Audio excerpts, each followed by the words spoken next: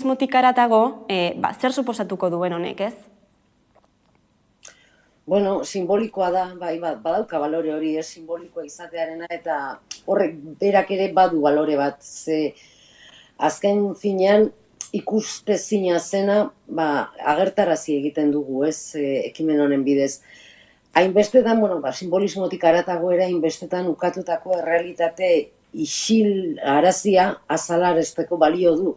Aukera ematen du horretarako, ez, bai, gotorlekuak, frankismo garaian zer gertatu zenan azaltzeko eta adierazteko, eta baita ere lakumbren zer gertatu zen adierazteko, ez. Orain arte, batzuentzat edo gizartearen zati batentzat krudelkeriaren ikur izatetik, memoria gune izatea pasatzera erreparazioa eta duintasuna ematen duen zerbait da, ez.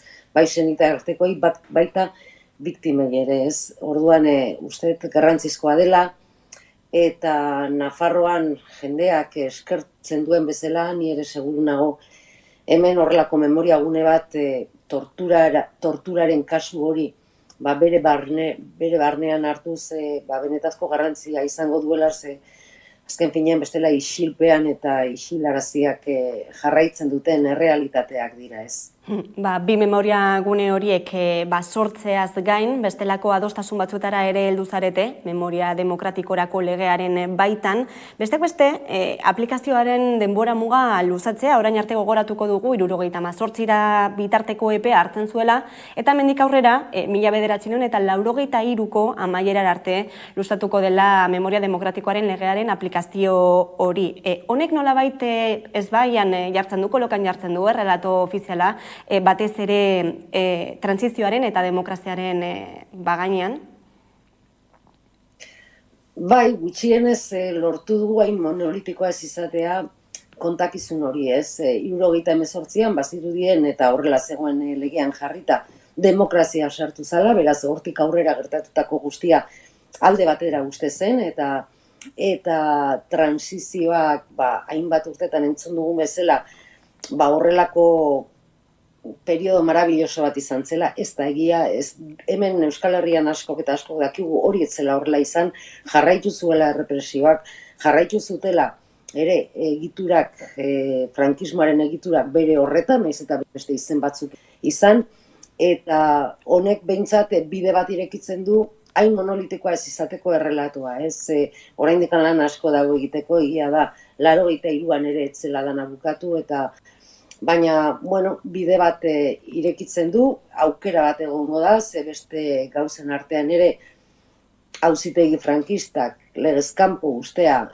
lortu dugu, baita ere beraiek egindako botatako zigorrak ere baliogabetzea, hau ere simbolikoaz izateaz gain badu zenbait senitartekoentzat erreparazio modu bat, ez, emateko aukera bat.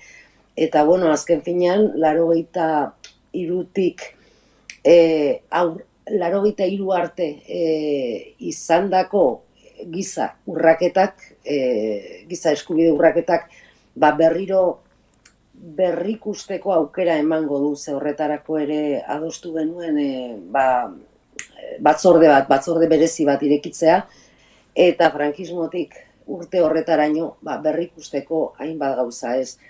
Esan dudan bezala, horretan ere etzan bukatu, mugak ez dira inoiz, eta batez ere frankismoarekin ez ziran hain garbiak izan, eta hori lortzean ikuste dut garrantzia duela ere. Aipatu duzu, oraindik bidea ere badagoela egiteko, egiaren, memoriaren bide horretan, justizia eta erreparazioaren bide horretan, zure ustez Madrid ezin beste pauso eman beharko luke? Oraindik asko dago egiteko, asko dago hemen gertatu zenaren historia, benetazko historia kontatzeko, realitate isilaraziak asko daude, isilpean mantendu direnak eta isilpean mantendu nahi dituztenak ere. Beraz, lan asko dago egiteko oraindik, memoria inklusibo bat lortzeko, benetan bi motatako biktimak ez egoteko, ze bitartean horrela jarraituko du, eta Madrilek badu lan asko egiteko, eta nik uste orain arte lanean aitu diren erakundeak eta lanean jarraitu behar dutela, ez dago dana egina, gauz asko daude zintzilik oraindik, revisatu behar dira hainbat gauzak eta memoria denon artean eraiki behar dugu eta memoria inklusiboa izateko ere errealitate erpin guztiak hartu behar dituen zerbait da eta hori oraindik lortzeke dago. Mezu horrekin geldituko gara Mertxe Aizpurua, EH Bilduren kongresuko bozeramailea, mila esker gaurkoan gurean izateagatik. Zuei, eskerrak.